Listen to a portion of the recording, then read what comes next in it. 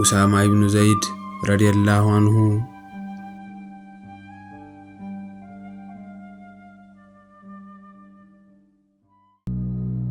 ይህ የቀልብ ዶክተር ድምጽ ነው። አልሐምዱሊላህ ታካሚዎቻችን የሚድኑ በእኛ ኃይል እንዳይመስሎት በአላህ ኃይል ብቻና ብቻ ነው። ከቀልብ ዶክተር ዓላማ ውስጥ የአላህን ተአምር ማንገስ ዋነኛው ነው። በየጊዜው በቀልብ ዶክተር ታክመው መዳናቸውን ማመን እስከሚያቀታቸው ሲቃይ የተናነቃቸው ሲገልጹ የአላህ ተአምር ምን ያህል የገዘፈና ግልጽ እንደሆነ ያሳየናል። ከህመም ወደ ጤነኝነት፣ ከጭንቀት ወደ ደስታ፣ ከጨለማ ወደ ብርሃን፣ ካላሰቡበት ወደ ስኬት የደረሱት በአላህ ተአምር ቢሆን እንጂ። ልብ ለአላህ እጅ የሰጠና የተናነሰ ሲሆን ግልጽ ይሆናል። አላህም እንዲህ ይለናል፣ አላህን ትገነዘቡና በእርሱም ታምኑ ዘንድ በችሎታው ላይ ያስረጅ የሆኑ ግልጽ ተአምራቶችን ያሳያቸዋል። አልበቀራ። ኑ ባላህ ቃል ያላህን ተአምር እናግስ። ሕክምና ማግኘት ሲፈልጉ ይሄንን ሊንክ ይጫኑ።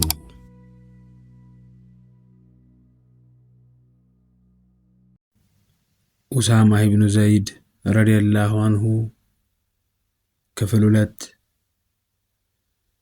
የአላህ መልእክተኛ ሰለላሁ ዐለይሂ ወሰለም አቡበከር ረዲየላሁ አንሁና ዑመር ረዲየላሁ አንሁን የመሳሰሉ ታላላቅ ባልደረቦቻቸው የሚገኙበትን ሰራዊት እየመራ እንዲዘምት ኡሳማ ረዲየላሁ አንሁ መላካቸው ይህ ሰው ያለውን ደረጃ የሚያሳይ ሌላው አብነት ነው። ኡሳማ ረዲየላሁ አንሁ ያኔ የ20 ዓመት ወጣት እንደነበር ልብ ይሏል። በዚያ ጊዜ እርግጥ ነው በርካታ ሰሃቦች ሳይቀሩ ለዚህ ጥቁር ወጣት የተሰጠ የተጋነነ የሚመስል ኃላፊነት አልተደሰቱም ነበር። ይህን ሐሳብ በሙሃጅሮችና በአንሳሮች ጭምር የተስተዋለ መሆኑ አይካድም። ይህ የሰዎች ጉምጉምታ ታዲያ ነቢዩ ሰለላሁ ዐለይሂ ወሰለም ጆሮ ዘንድ መድረሱ አይቀርም። ያን ጊዜ ነቢዩ ሰለላሁ ዐለይሂ ወሰለም ሚንበር ላይ ወጡና እንዲህ አሉ። አንዳንድ ሰዎች ኡሳማ የጦር አዛዥ ሆኖ በመሾሙ ትችት እያሰሙ እንደሆነ አውቃለሁ። እነዚያ ሰዎች ኡሳማን የሚተቹ ከሆነ የአባቱንም አዛዥ ተደርጎ መላክ እየተቹ ነው ማለት ነው። ነገር ግን አባቱም ሆነ እርሱ ለአዛዥነት የተገቡ ናቸው። እርሱ ከአባቱ በመቀጠል እኔ ዘንድ እጅግ ተወዳጅ ሲሆን ከደጋግ ሰዎች እንደሚሆን ተስፋ አደርጋለሁ። በመልካም ሁኔታ እንድትታዘዙት ጠይቃችኋለሁ። የአላህ መልእክተኛ ሰለላሁ ዐለይሂ ወሰለም የኡሳማ ረዲየላሁ አንሁ ጦር መዲናን ከመልቀቁ በፊት በማረፋቸው የዘመቻውን ውጤት ለማየት ባይታደሉም የኡሳማህን ዘመቻ አስፈጽሙ የሚል መመሪያ ሰጥተው ነበር። በነቢዩ ሰለላሁ ዐለይሂ ወሰለም ሞት ምክንያት ሁኔታዎች ቢቀየሩም ተተኪያቸው የሆኑት አቡበከር ረዲየላሁ አንሁ አደራውን ተፈጻሚ ለማድረግ በእጅጉ ነበር የተጉት። ባይሆን ዑመር ኢብኑል ኸጣብ ረዲየላሁ አንሁ አማካራቸው ይሆን ዘንድ መዲና እንዲቆዩ አቡበከር ረዲየላሁ አንሁ ኡሳማ ረዲየላሁ አንሁ ፍቃድ ጠይቀውታል። የሮማውያኑ ንጉስ የነብዩ ሰለላሁ ዐለይሂ ወሰለም ሞትን በሰማ ቅጽበት ሙስሊሞች በኡሳማ ረዲየላሁ አንሁ የሚመራ ሰራዊት ልከው የሶሪያን ድንበር እያጠቁ መሆኑን ሲሰማ መደነቁ መደበቅ አልቻለም። ነብያቸው ቢሞቱም እንኳን እቅዳቸውን ከመፈጸምና ኃይላቸውን ከማጠናከር አለመወገዳቸው እውነትን በጣም አስደንቆት ነበር።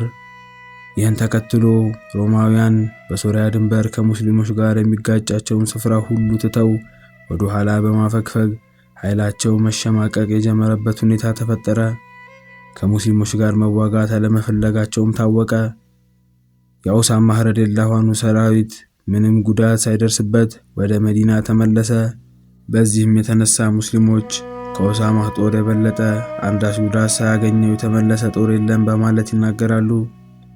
ኡሳማ ረዲየላሁ አንሁ ነብዩ ሰለላሁ ዐለይሂ ወሰለም ከመሞታቸው 2 ዓመት በፊት አንድ አነስተኛ ተዋጊ ቡድን እየመራ እንዲሄድ ተልእኮ ተሰጥቶት ነበር።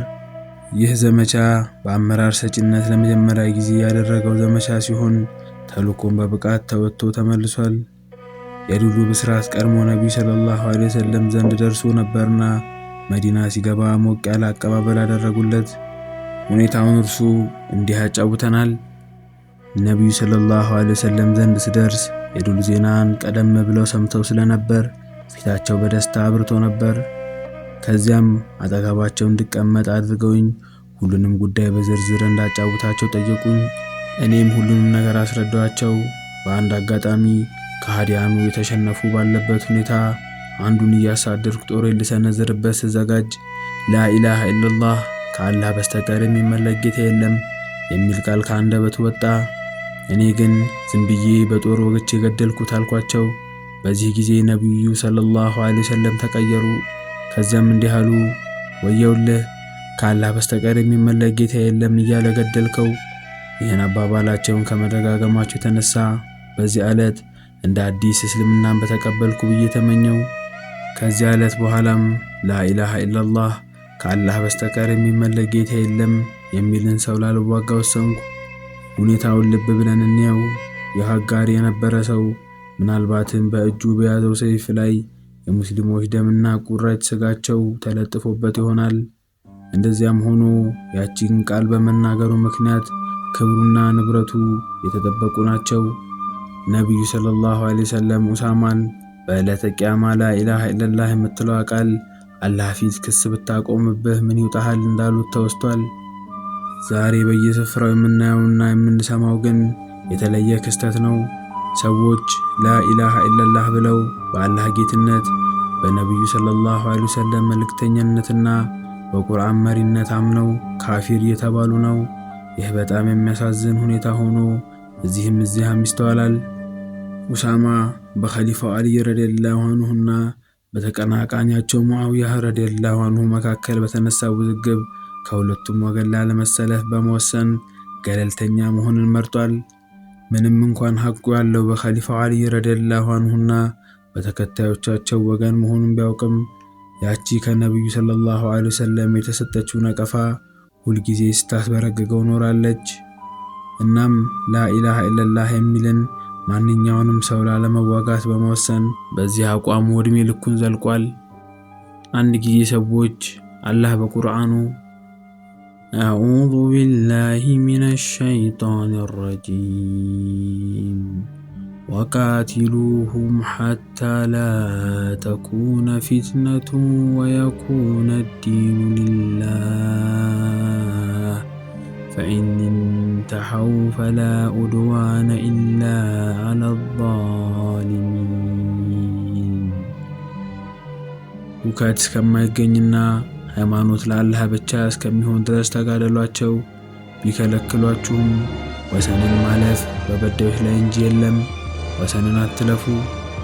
ሱራ አልበቀራ ቁጥር 193 ማለቱን ጠቅሰው ከውጊያ ራሱን ሊያገል እንደማይገባ ባሳሰቡበት ጊዜ ይህ አንቀጽ የወረደው ለአጋሪዎች ሲሆን ሃይማኖት ለአላህ ብቻ እንዲሆንና ሁከት እስከማይገኝ ድረስ ተጋደሏቸው ማለቱ ተወስቷል።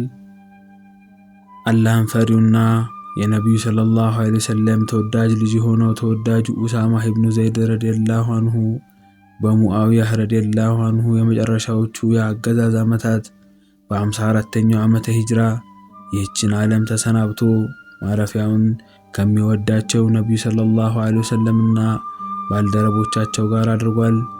አላህ እዝነቱን ያልብሰው። የኡሳማ ኢብኑ ዘይድ ረዲየላሁ ዐንሁ ታሪክ በዚህ ተጠናቋል።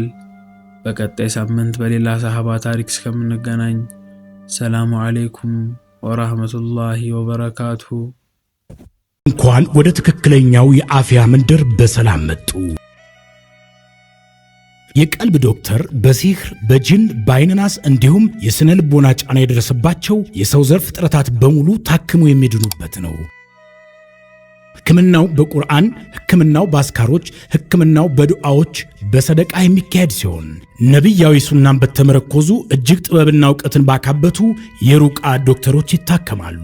እወቁ፣ ሕክምናው ሸሪዓዊ ብቻ ነው። አያምልጦት፣ እድሉን ይጠቀሙ። ባሉበት ሆነው ራስዎን ያክሙ። ሕክምና ማግኘት ሲፈልጉ ተከታዩን ሊንክ ይጫኑ።